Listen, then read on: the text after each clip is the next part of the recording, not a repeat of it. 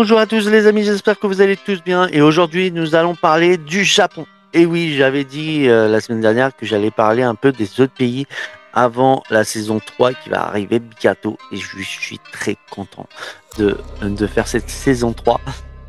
Mais aujourd'hui je vais parler un peu justement d'une histoire vraie, une histoire qui m'a réellement ému et du coup ben voilà. Donc on va parler du chien le plus fidèle de tous les temps. Hachiko. Hachiko est en statue à Shibuya, à Tokyo, et c'est un truc à aller voir, et c'est le coin où tout le monde se réunit, tout le monde se prend rendez-vous ici. C'est un point de rendez-vous, et c'est un truc à aller voir, donc allez-y, si vous partez au Japon. Et du coup, on va parler de ce chien-là, le chien le plus fidèle de tous les temps. C'est un truc de malade. Allez, c'est parti, let's go, on y va, on va parler de ça. Déjà, je vais vous parler justement déjà la signification en japonais de Hachiko. Hachiko veut dire, donc il y a deux significations. Il désigne à la fois le 8e sho de la portée, et mais peut vouloir dire aussi 8e prince.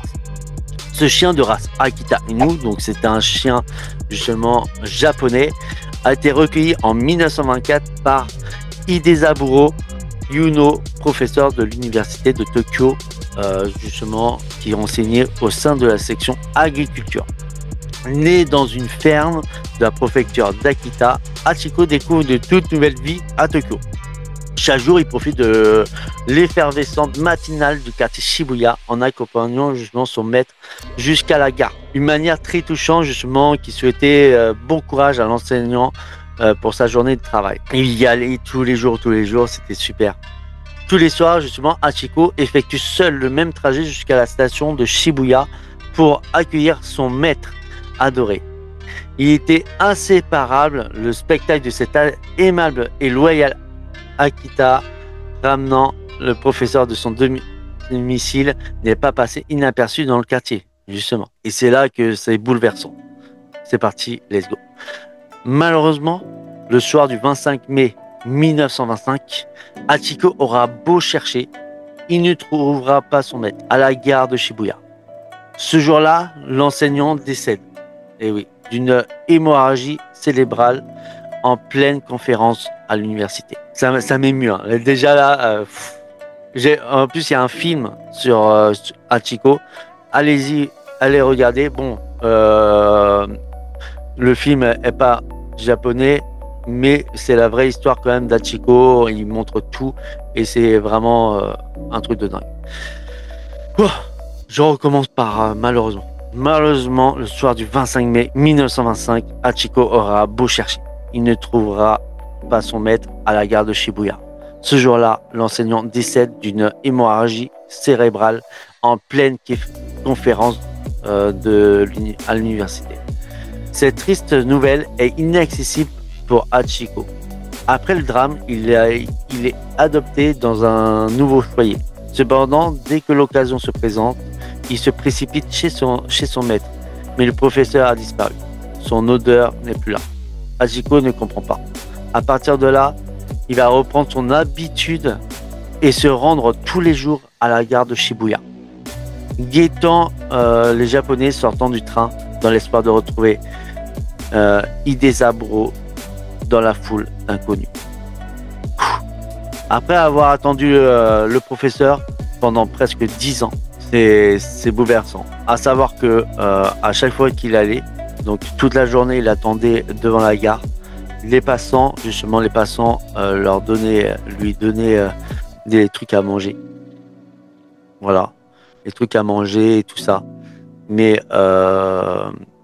il se faisait caresser par les passants et tout ça. C'est pour ça que pour moi, c'est un chien de légende.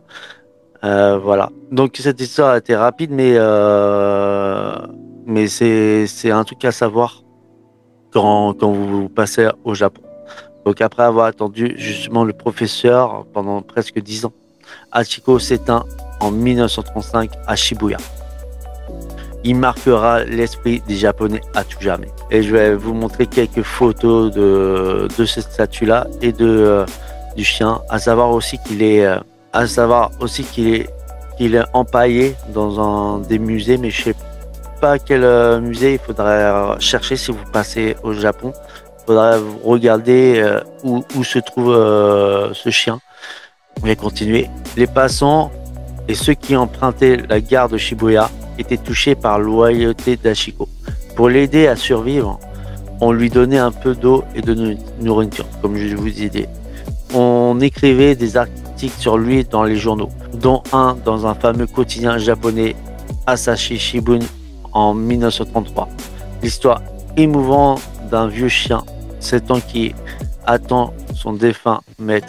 Hachiko devient alors l'Akita Inu le plus célèbre de tout le Japon et incarne depuis les loyautés sans faille. On le surnomme Shuken, qui signifie chien fidèle. En 1934, un an avant son décès, une statue en bronze est même érigée en son honneur à la sortie de la gare. Il a donc assisté à l'inauguration de son propre monument. Le premier anniversaire de la mort des Tokyoïtes, lui ont rendu hommage en organisant une cérémonie dans la rue de Shibuya. Cérémonie qui se nouvelle chaque année en avril. Aujourd'hui encore, cette statue iconique continue d'attirer les touristes et d'inspirer les Japonais. C'est pour ça qu'il faut y aller voir quand même. C'est important, recueillir ce chien le plus fidèle. Vous l'ignorez peut-être, mais le célèbre statue trônant fièrement face au carrefour de Shibuya n'est pas le seul hommage rendu à Hachiko. Hachiko Guchi, nom de la sorte du métro de Shibuya qui mène jusqu'à la statue. Ah, voilà. Là, Musée national de la nature et de sciences à Tokyo, la fourrure d'Hachiko a été empaillée, voilà, et est conservée dans ce musée. Par ailleurs, toutes sortes de curiosités sont exposées dans les lieux culturels de la ville. Il y a le musée Chiran, une photographie d'Hachiko portant son harnais était temporairement exposée.